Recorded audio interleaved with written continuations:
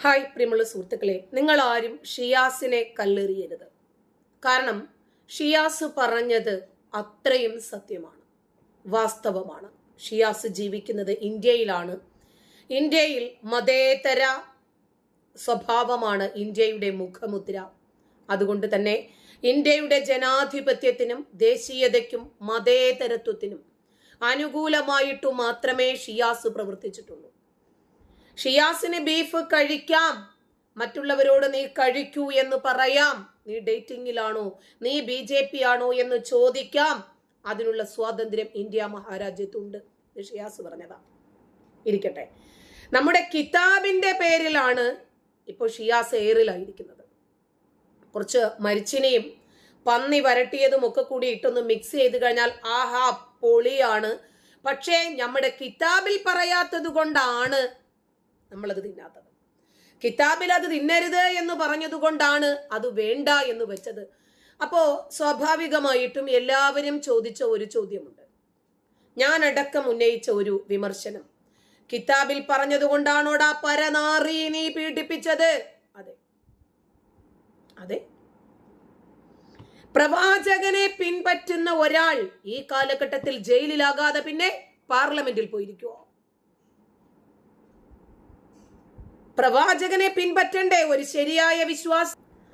പ്രവാചകൻ എന്ന മഹാവ്യക്തിത്വത്തെ കുറിച്ചിട്ട് ചില അപരാധങ്ങളും വിമർശനങ്ങളും ഒക്കെ ശത്രുക്കൾ ഉന്നയിക്കാറുണ്ടെങ്കിലും ആ മുഹമ്മദിന്റെ നല്ല ഗുണങ്ങൾ ഷിയാസ് ഒപ്പിയെടുത്തിട്ടുണ്ട്. ഷിയാസ് പിൻപറ്റിയത് ആരെയാ? മഹാനായ പ്രവാചകനെയാ. 5 വയസ്സും 10 മാസവും പ്രായമുള്ള ഒരു കുഞ്ഞിനെ എങ്ങനെയാണ് സ്വന്തമാക്കേണ്ടത്, എങ്ങനെയാണ് കിടപ്പറയിൽ കീഴ്പ്പെടുത്തേണ്ടത് എന്ന് പ്രവാചകനല്ലേ കാണിച്ചു തന്നത്? അല്ലേ? 5 വയസ്സും 10 മാസവും പ്രായമുള്ള കുഞ്ഞിനെ കെട്ടി 9ാമത്തെ വയസ്സിൽ അതുമായി ലൈംഗിക ബന്ധത്തിൽ ഏർപ്പെട്ട പ്രവാചകൻ ചെയ്ത ശിശുഭോഗം ബുഖാരി റിപ്പോർട്ട് ചെയ്യുന്ന 5134ാമത്തെ ഹദീസിന്റെ ഷിയാസിന് പറ്റില്ലേ? ഷിയാസ് ഒരു മുറിയനാ. മുട്ടിലെഴയുന്ന പിഞ്ചു കുഞ്ഞിനെ കണ്ടപ്പോൾ ഇവൾ കുറച്ചുകൂടി ഒന്ന് വളർന്നു കഴിഞ്ഞാൽ, അതായത് 5 വയസ്സും 10 മാസവും പ്രായമായാൽ എനിക്കിവളെ പീഡിപ്പിക്കാൻ കിട്ടുമെന്ന് ഞാൻ ജീവിച്ചിരുന്നെങ്കിൽ എന്ന് പറഞ്ഞ മഹോന്നതനെ എന്തേ ഷിയാസിന് പിൻപറ്റാൻ പാടില്ലേ? മുസ്നദ് അഹമ്മദ് റിപ്പോർട്ട് ചെയ്യുന്ന 25636ാമത്തെ ഹദീസാണ്. ഷിയാസിനെ കുറ്റം പറയാൻ പറ്റുമോ? അതാ ഞാൻ പറഞ്ഞത്, കല്ലെറിയരുത് അവിടെ താഴെ നിൽക്കാൻ. മരുമകൾ തുണിയില്ലാതെ നിൽക്കുന്നത് കണ്ടപ്പോൾ ആയത്തിറക്കി സ്വന്തം ഭർത്താവിനെ കൊണ്ട് മൊഴി ചൊല്ലിപ്പിച്ചു. എന്നിട്ട് അവളെ സ്വന്തമാക്കി. അവൾ ആരാ? അമ്മായിയുടെ മകളാ. അവനാരാ? വളർത്തു മകനാ സെയ്ദ്. എന്തേ മോശമാണോ അയാളുടെ ചര്യ, ആ പ്രവാചകന്റെ ചര്യ? എന്തേ ഷിയാസിന് പറ്റില്ലേ? അത്വബരി റിപ്പോർട്ട് ചെയ്യുന്ന 8ാം വാള്യത്തിലെ 4ാം ഭാഗം, സ്വഹീഹ് മുസ്ലിം റിപ്പോർട്ട് ചെയ്യുന്ന 1428ാമത്തെ ഹദീസ് ഷിയാസിന് പറ്റും.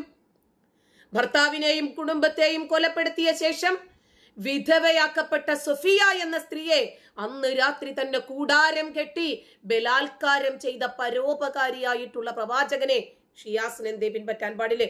അത് പിൻപറ്റിയാൽ ചെറുപ്പ ജയിലിലാകും. അതിനിപ്പോ എന്താ കുഴപ്പം? ഇമാം അത്വബരി റിപ്പോർട്ട് ചെയ്യുന്ന 8ാം വാള്യത്തിലെ 123ാമത്തെ പേജ്, ബനു മുസ്തലഖ് എന്ന് പറയുന്ന ഗോത്രത്തിലെ പെണ്ണുങ്ങളെ ബലാത്കാരം ചെയ്ത് ശുക്ലം ഉള്ളിൽ കടത്താൻ പറ്റുമോ ഇല്ലേ എന്ന് ചോദിച്ചപ്പോൾ അള്ളാഹു ഒരു ജന്മം ഉദ്ദേശിച്ചിട്ടുണ്ടെങ്കിൽ അതങ്ങോട്ട് ജനിക്കും, നീ അങ്ങോട്ട് ഇട്ടോ എന്ന് പറഞ്ഞ പരിഷ്കാരിയായിട്ടുള്ള സഹജീവിയുടെ ഇഷ്ടവും താല്പര്യവും സ്വാതന്ത്ര്യവും ഒക്കെ കണ്ടറിഞ്ഞ പ്രവാചകനെ ബുഖാരി 4138ാമത്തെ ഹദീസിൽ റിപ്പോർട്ട് ചെയ്യുന്നുണ്ട്. ഷിയാസിന് അത് പറ്റില്ലേ? ഭാര്യ ഹഫ്സയുടെ ദിവസമായിട്ട് പോലും അതേ ദിവസം തന്നെ ഹഫ്സയുടെ മെത്തയിൽ മറ്റൊരു പെണ്ണിനെ പിടിച്ചു കിടത്തി അവിടെ വ്യഭിചരിച്ച പ്രവാചകനെ ഖുർആൻ റിപ്പോർട്ട് ചെയ്യുന്നുണ്ട്. ആ അധ്യായത്തിന്റെ തുടക്കം 1ാമത്തെ വാചകം തന്നെ അതിനെ സംബന്ധിച്ചിട്ടുള്ളതാ. സൂറത്ത് തഹ്രീം.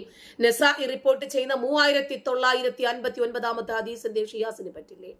ഒട്ടകപ്പുറത്ത് വെച്ചിട്ടാണെങ്കിലും പ്രസവ പലകയിലാണെങ്കിലും ശരി, ഭാര്യ ഭർത്താവിന് ലൈംഗിക ബന്ധത്തിന് വഴങ്ങിക്കൊടുക്കണം എന്ന് പഠിപ്പിച്ച ധീരനായിട്ടുള്ള പ്രവാചകനെ സുനൻ ഇബ്നു മാജ 1853ാമത്തെ ഹദീസിൽ റിപ്പോർട്ട് ചെയ്ത് വരച്ചിടുന്നുണ്ട്. ഷിയാസിനത് പറ്റില്ലേ? പ്രവാചകന്റെ ചര്യ പിൻപറ്റാൻ എന്തേ? ഇന്ത്യയിൽ സ്വാതന്ത്ര്യമില്ലെന്നോ?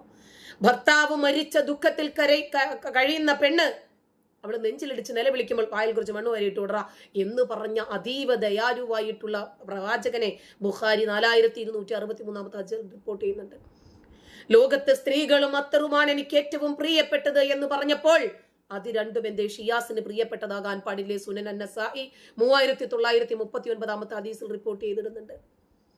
അപ്പോൾ പെണ്ണുങ്ങളെ പീഡിപ്പിച്ചാൽ എന്താ കുഴപ്പം?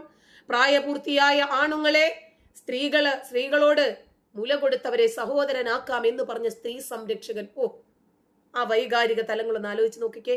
മുതിർന്ന പുരുഷന്മാരാണെങ്കിലും ശരി 5 10 ഒക്കെ തവണ മുല കൊടുത്തിട്ട് നിങ്ങൾ സഹോദരനാക്കിക്കോളൂ എന്ന് പറഞ്ഞ അതീവ ദയാലുവായിട്ടുള്ള സ്ത്രീ സംരക്ഷകനായിട്ടുള്ള സ്വഹീഹ് മുസ്ലിം റിപ്പോർട്ട് ചെയ്യുന്ന 1453 പ്രവാചകൻ, ബഹുദൈവ വിശ്വാസികളുടെ കുട്ടികളെ കൊല്ലുന്നതിന് പ്രോത്സാഹിപ്പിച്ച ശിശു സ്നേഹി. സ്വഹീഹ് മുസ്ലിം 1745 ഹദീസ്. യുദ്ധത്തിന് കൂട്ടുനിന്നില്ല എന്ന് പറഞ്ഞ് ഗുഹ്യരോമം നോക്കി ഒരു ഗോത്രത്തിലെ ആയിരക്കണക്കിന് ആൾക്കാരെ നേരം വെളുക്കുന്നതിന് മുമ്പ് കഴുത്തറുത്തു കൊന്ന കാരുണ്യവാനായ പ്രവാചകനെ തൊബിരി 8-ാം വാള്യത്തിൽ സുനൻ ഇബ്നു മാജ 2541 ഹദീസിൽ വരച്ചിടുന്നുണ്ട്.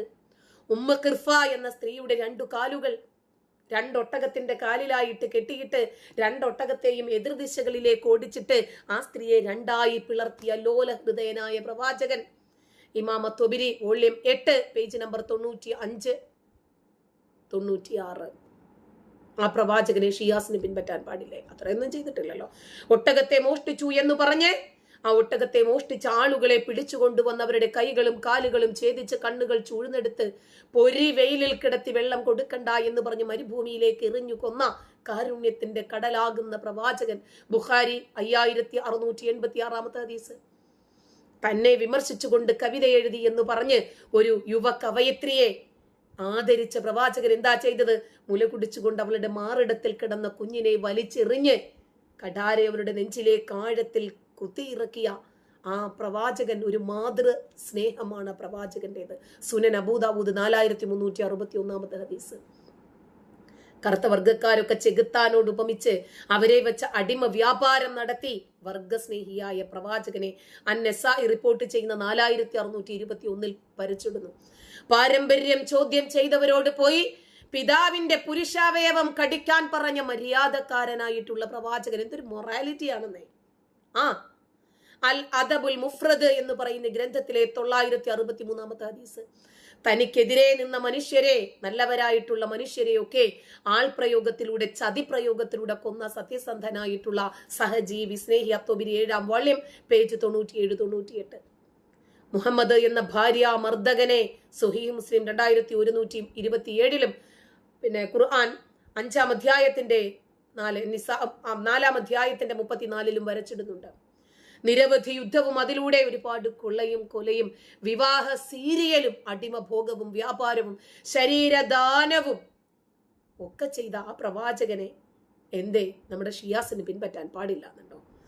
ആ അതീവ ദയാലുവായ സഹജീവി സ്നേഹിയായിട്ടുള്ള ശിശുഭോഗിയായിട്ടുള്ള ആ പ്രവാചകന്റെ മാതൃകയല്ലല്ലോ ഷിയാസ് പറഞ്ഞത്. നമ്മുടെ കിതാബ് പറഞ്ഞു പന്നിമാംസം കഴിക്കരുത്. അപ്പൊ നീ പീഡിപ്പിച്ചതോ? എന്റെ പ്രവാചകനെ പിൻപറ്റാൻ എനിക്ക് സ്വാതന്ത്ര്യമില്ലാത്ത രാജ്യമോ? അതാണ് പറഞ്ഞത്. ഞാൻ ഇന്ത്യയിലാണ് ജീവിക്കുന്നത്. ഇവിടെ നിങ്ങൾക്ക് നിങ്ങളുടെ മതവും എനിക്ക് എന്റെ മതവും ഫോളോ ചെയ്യാൻ സ്വാതന്ത്ര്യമുണ്ടെങ്കിൽ ആ പ്രവാചകൻ ചെയ്ത ഈ ധീരകൃത്യങ്ങളെല്ലാം ചെയ്യാൻ ഷിയാസിനും സ്വാതന്ത്ര്യമുണ്ട് ഈ രാജ്യത്ത്.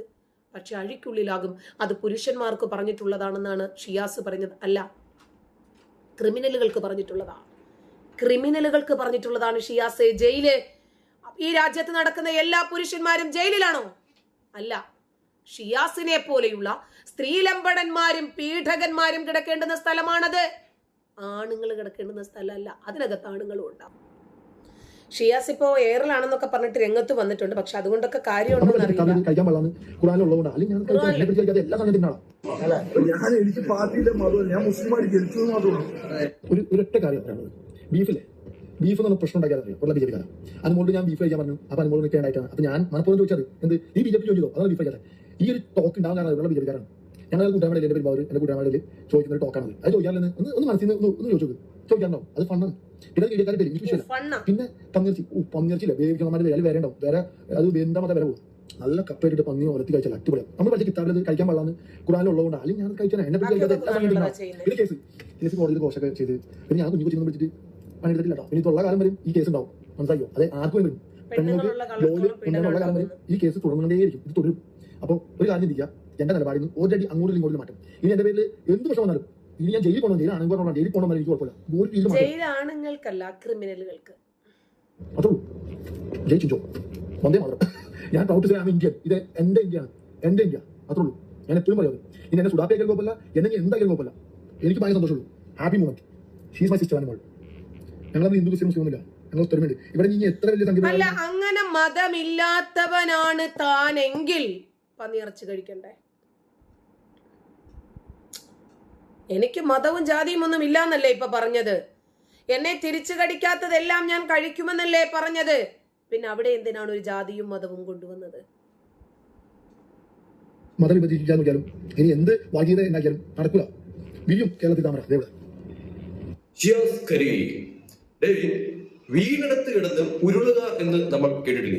അതേസമയം ഈ പറയുന്ന മാതിരി ഇപ്പോ ഷിയാസ് ചെയ്തിരിക്കുന്ന കാര്യം എന്ന് പറയുന്നത് വീണെടുത്ത് കിടന്ന് മെഴുകുക, നല്ല രീതിയിൽ അങ്ങ് മെഴുകി നാറ്റിക്കുക, ആ ഒരു പരിപാടിയാണ് ഇപ്പോ ഷിയാസ്. കാരണം മുസ്ലിങ്ങളുടെ പിന്തുണ വേണമെങ്കിൽ ഇതൊക്കെ പറഞ്ഞെങ്കിലേ കാക്കായ്ക്ക് പറ്റൂ. അതുകൊണ്ട് എന്തായിരുന്നാലും കുറച്ച് ആളുകൾ ഈ വിഷയം ഏറ്റുപിടിച്ചിട്ടുണ്ട്. അതുകൊണ്ട് ഇനിയിപ്പോ നിലപാട്, മതം, പുസ്തകം, ഇന്ത്യൻ ഇതൊക്കെ പറഞ്ഞിട്ട് വൈകാരിക നിമിഷങ്ങൾ ഉണ്ടാക്കുക. വല്ല ആവശ്യം ഉണ്ടായിരുന്നോ? അറിയാൻ പറ്റുന്ന ചോദിക്കുക, വല്ല ആവശ്യം ഉണ്ടായിരുന്നു? പാനിന്റെ ലെവലിൽ വരെ മലയാളിക്ക് ഊക്കുവാൻ ചെയ്യുന്ന തരത്തിലോട്ട് ഇപ്പൊ ഷിയാസ് കാര്യങ്ങൾ എത്തിച്ചിട്ടുണ്ട് എന്ന് വേണമെങ്കിൽ എടുത്തു പറയാം. ജാതി ദുരന്തം സത്യം പറയാമോ അമ്മാതിരി ലെവൽ ആക്കി വെച്ചിട്ടുണ്ട്. അത് കഴിഞ്ഞ ശേഷം, അതായത് ഈ പറയുന്ന രീതിയിൽ ബീഫിന്റെ ആ ഒരു കാര്യത്തിന് ശേഷം ഇപ്പോൾ അതിനെ ന്യായീകരിച്ചുകൊണ്ട്, അത് ഈ പറയുന്ന രീതിയിൽ നല്ല രീതിയിൽ ഊക്ക് കിട്ടിയപ്പോഴത്തേക്ക് പുള്ളിക്കാരൻ അതിനെ ന്യായീകരിച്ചുകൊണ്ട് അടുത്തൊരു മെഴുകലുമായി എടുത്തിട്ടുണ്ടാകും. ഇതിപ്പോ അതിന്റേതും മേലെ ഊക്ക് കിട്ടുന്ന രീതിയിലോട്ടാണ് ഇപ്പോൾ കാര്യങ്ങൾ ചെയ്തു വെച്ചിട്ടുണ്ടെന്ന് പറയുന്നത്. കഷ്ടമാണ്, പറയാതിരിക്കാൻ പറ്റുന്നില്ല. ഇവിടെ ഒരാൾക്ക് കഴിക്കാനായിട്ട് താല്പര്യമില്ലാത്ത ഒരു ഭക്ഷണത്തെ അതിനെ നിർബന്ധിപ്പിച്ച് കഴിപ്പിക്കുക എന്ന് പറയുന്നത്, അല്ലെങ്കിൽ അത് തമാശയ്ക്കായാൽ പോലും അത് ശരിയായിട്ടുള്ള ഒരു കാര്യം അല്ലടേ. അത് അത് മനസ്സിലാക്കാനായിട്ടുള്ള ബോധമാണോ ശരിക്കും പറഞ്ഞാൽ? ഇപ്പോ ഈ പറയുന്ന ഷിയാസ് ഈ വീഡിയോക്കകത്ത് പറഞ്ഞ കാര്യം എന്താണ്? ഷിയാസ് പോർക്ക് കഴിക്കാറില്ല. അതെന്തുകൊണ്ടാണ്? ഷിയാസിന്റെ മതത്തിൽ പറഞ്ഞിരിക്കുന്ന പ്രകാരം ആ ഒരു രീതിയിൽ പോർക്ക് കഴിക്കാറില്ല എന്ന് ഷിയാസ് പറയുന്നത്. ഇതേ ഷിയാസ് തന്നെ മറ്റൊരു വീഡിയോക്കകത്ത് പറഞ്ഞൊരു കാര്യമുണ്ട്, അതുകൊണ്ട് ഒന്ന് കേട്ടുക.